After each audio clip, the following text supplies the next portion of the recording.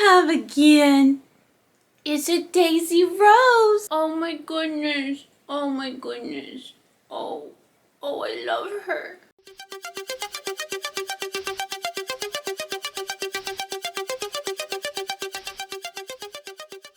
Hello! So this is a movie review, but first of all, since this just dropped today, I did want to talk about this Dario Argento clothing collaboration that just came out on the Killstar website. Killstar is like this goth clothing store, and they just came out with this Dario Argento collection. So the 4 films that they have featured are Suspiria, Opera, 4 Flies on Grey Velvet, and Tenebrae.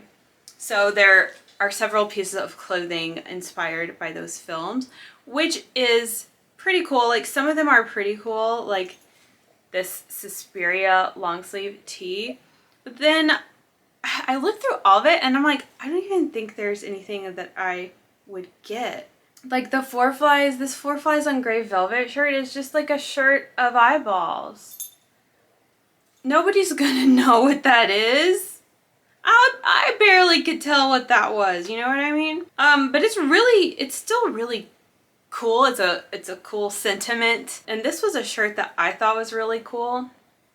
It's supposed to be a Suspiria shirt, but like nobody can tell. You get what I'm saying? It's all women's clothing, I guess, but I mean some of them are just t-shirts that anyone could wear anyway. So I don't really mean to advertise for Killstar. That's not really what I'm doing necessarily, but check it out if that seems interesting to you. It's just kind of cool that we have like Giallo news, I guess. But anyway, let's get on to why we're really here.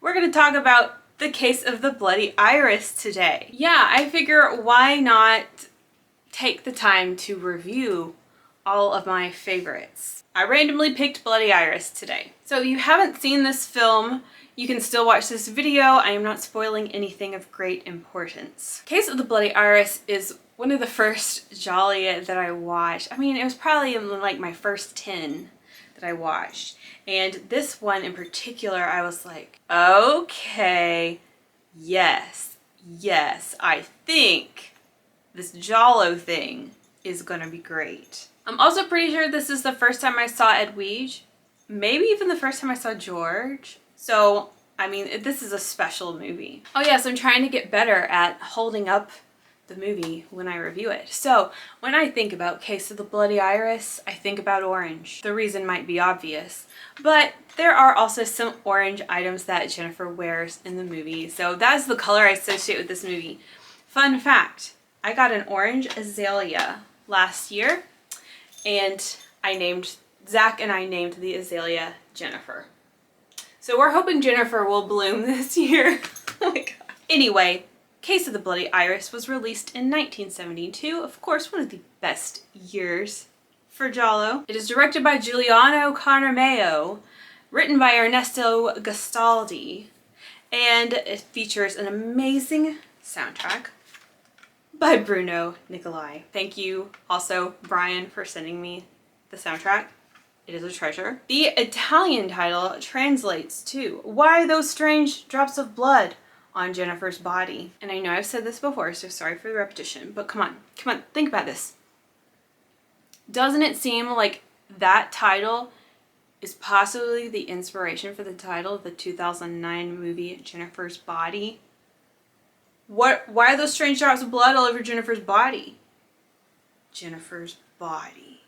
I don't know. That's my theory. But the title Bloody Iris is also great. And thankfully, there actually is a Bloody Iris in the film because these Italians take their titles very literally. The Case of the Bloody Iris is about a model named Jennifer. She recently escaped a sex cult and is trying to leave the past behind her. Jennifer and her fellow model friend Marilyn move into an apartment that was recently vacated thanks to their connection to the architect of the building, Andrea. The thing is, the apartment was vacated when the previous tenant was murdered in the apartment. And it seems danger did not leave with the last tenant because soon Jennifer becomes the target of a killer herself. So let's talk Bloody Iris.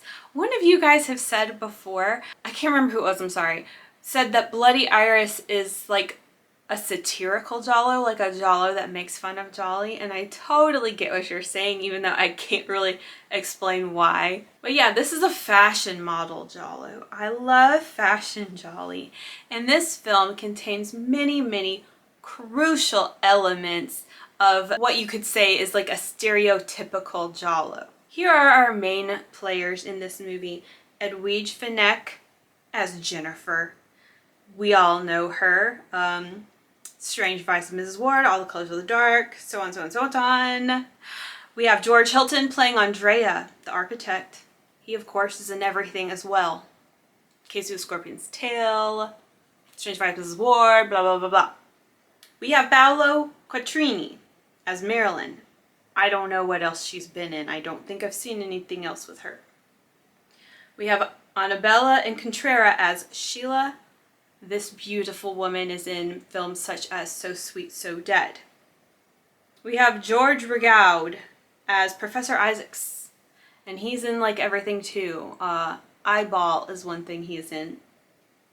We have Franco Agostini as Renzi the cop, and we have Carla Brait as Mizar. Carla is in a few Jolly, one being at Torso, and can we just take a moment for her? She's gorgeous, and I just really wish she had had an opportunity to be like the starring Giallo queen in a movie. The film is set in this lovely high-rise apartment, but there is definitely like a weird, cramped feeling there. The neighbors are all kind of watching each other and in each other's business. The apartment seems to be very easy to break into as strangers are passing in and out of it. And you can kind of hear what's going on in all the neighboring apartments, although that's nothing new for apartments. The street below is just like bustling and busy and crowded with people all the time. So even though we have this setting of like tight quarters and people everywhere, there's still this feeling of vulnerability and danger, which is very interesting. And I do love this apartment.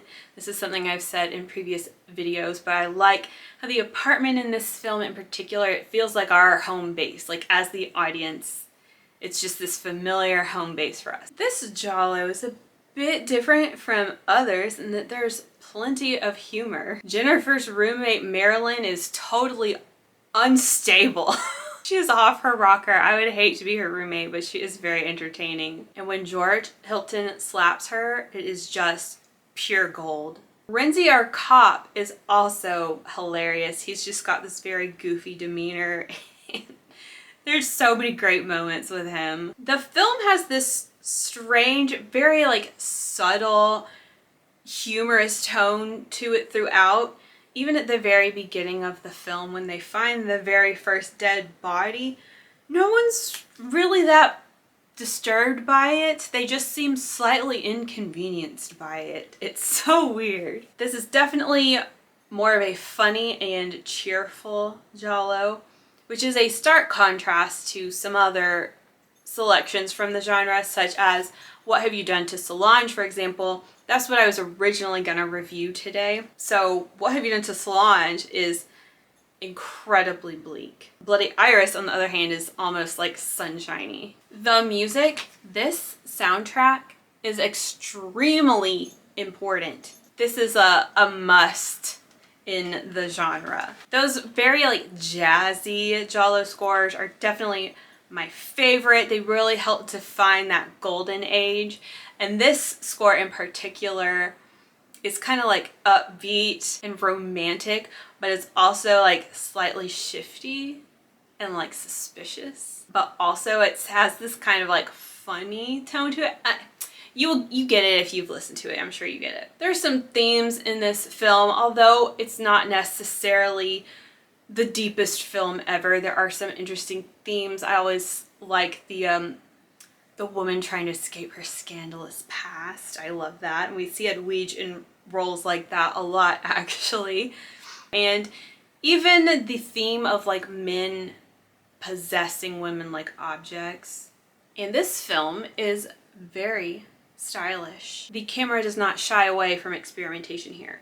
Of course, as we get in a lot of Giallo, we get the very close up shots and abrupt, rapid zooms. And then we get some nice experimental shots, like the flashback to the sex cult is very dreamy and like kaleidoscopic, and there's a love scene where the camera goes like sideways and it's just kind of like pivoting around. It's very cool. The killer in this film is they're very ballsy. They're very bold. The killer will just barge right into your home. They will kill you in public in broad daylight, just casually.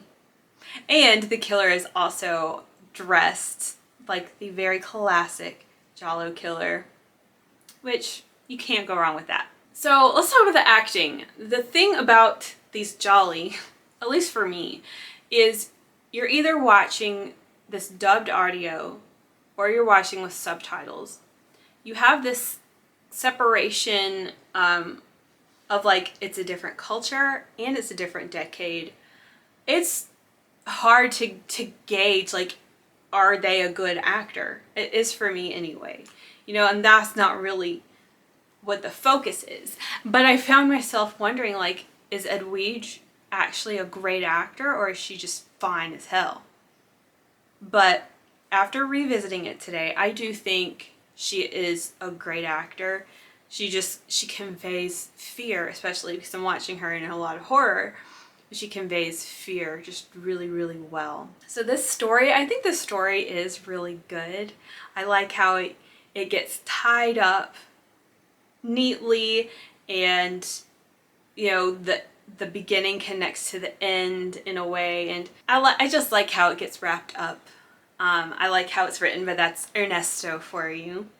And the mystery is fun, I think, because it's kind of frustrating because you're like, there's just a handful of us and we're all right here. It seems like the answer would be plainly obvious, but yet I don't know what the answer is. Everyone around seems a little suspicious. While this film has a lot of similarities to other Gialli, such as Strange Vice of Mrs. Ward or All the Colors of the Dark, and not just because they have Edwige in them, it does bear similarities to those, but this one is overall, like I said, a much more lighthearted and funny Giallo. And we also have, you know, more fashion, which I love. And even though I did not include this film in my top Gialli for beginners video, I definitely would recommend this to beginners as well. I mean, for me, it was like, this was probably the one, this and Red Queen, that hooked me, like, okay, I'm supposed to be here. This film really brings out some of the best parts of the genre, checks a lot of boxes. It is a classic with high rewatchability just due to its lighthearted nature and just the overall entertainment factor. I forgot that I made this Giallo checklist. Let's see how many boxes it checks. Gloves, check. Fedora, check. Trench coat, check. Switchblade or straight razor, that was a different kind of knife, but we'll just call it a switchblade. Threatening phone call, I think we had. Infidelity, check. Quirky cop, check. Lesbian couple or stereotypical gay man, both. Twist ending, check. Fluorescent blood, check. Red herring, check. Clothing tears off surprisingly easily, check. Close up of eyes, check. People falling in love in a matter of days or hours, check. I could go on forever on this movie, but I'll wrap this up here. This isn't a very balanced review because I don't have like complaints to share about it. I just like to talk about the parts I like because yeah, this is one of my favorite Gialli. I'm still trying to decide like what kind of format I want to adhere to when I'm doing these reviews. These are just kind of loosey-goosey, but all I know is that when I want to watch a review on a movie, I just want to hear somebody talking about the movie. I don't really care how it's set up. I just want that discussion aspect of it. So hopefully you enjoyed this. Okay, that concludes it. Let me know what you think about Case of the Bloody Iris. And if you haven't seen it, go do so. Ciao! You also have to see, my cat situation. Daisy. Daisy. Daisy. Oh my goodness. I can't stop showing you off.